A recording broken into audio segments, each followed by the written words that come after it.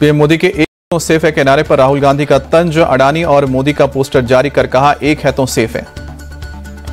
राहुल गांधी बोले एक है तो सेफ है, लेकिन धारावी का भविष्य नहीं है सेफ। एक व्यक्ति के लिए धारावी को खत्म किया जा रहा है, सवाल यह है कि सेफ कौन है।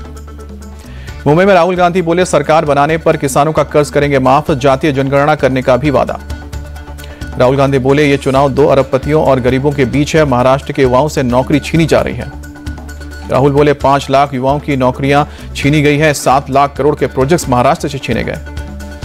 कांग्रेस अध्यक्ष मल्लिकार्जुन खड़गे ने सांगली की जनसभा में आरएसएस और बीजेपी की तुलना जहर से की, कहा कि जहरीले सांप को मार देना चाहिए।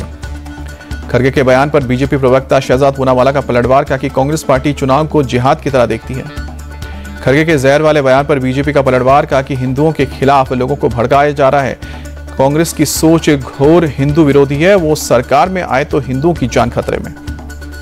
खड़गे के बयान पर बोले केंद्रीय मंत्री शिवराज सिंह चौहान, उनका बयान नफरत की पराकाष्ठा है, ये लोग देश में नफरत फैला रहे हैं। महाराष्ट्र और झारखंड विधानसभा चुनाव के लिए प्रचार का आज आखिरी दिन, 20 नवंबर को होगी वोटिंग। शरद पवार का बड़ा बयान, सोलापुर की रैली, बगावत करने वालों को चेताया, बोले कि किसी से भी पंगा ले लेना, लेकिन शरद पवार से नहीं।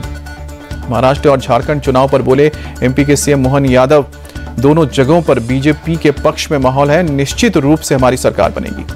झारखंड चुनाव पर बोले बीजेपी नेता चंपाई सोरेन, झारखंड में बीजेपी के पक्ष में माहौल, बीजेपी की सरकार बनना तय।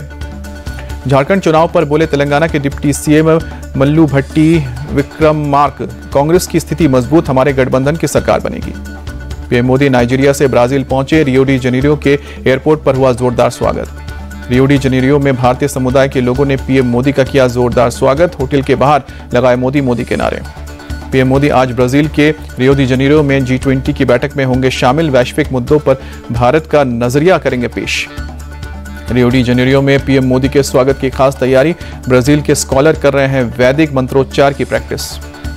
दिल्ली में वायु प्रदूषण खतरनाक स्तर पर पहुंचा, दिल्ली एनसीआर में आज से लागू है ग्रेड 4 की पाबंदियां।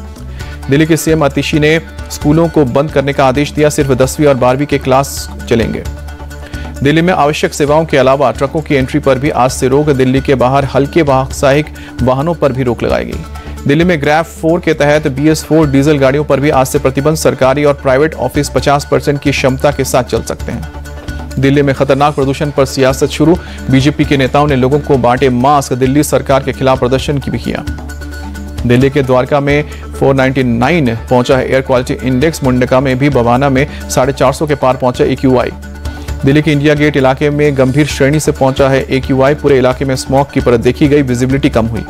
विजिबिलिटी में धुंध के बीच ट्रेनों का आवागमन भी जारी, नई दिल्ली रेलवे स्टेशन पर छाई धुंध की परत। दिल्ली में यमुना नदी में बड़ा प्रदूषण, कालिंदी कुंज इलाके में यमुना की सतह पर दिखे सफेद जहरीले झाग। गुरुग्राम में खतरनाक स्तर पर पहुंचा प्रदूषण, आसमान में छाई धुंध की मोटी परत। नोएडा में भी सांस लेना हुआ मुश्किल, 394 पर पहुंचा AQI, विजिबिलिटी कम। आगरा में खतरनाक स्तर पर पहुंचा प्रदूषण, पूरे इलाके में स्मॉग की परत देखी गई।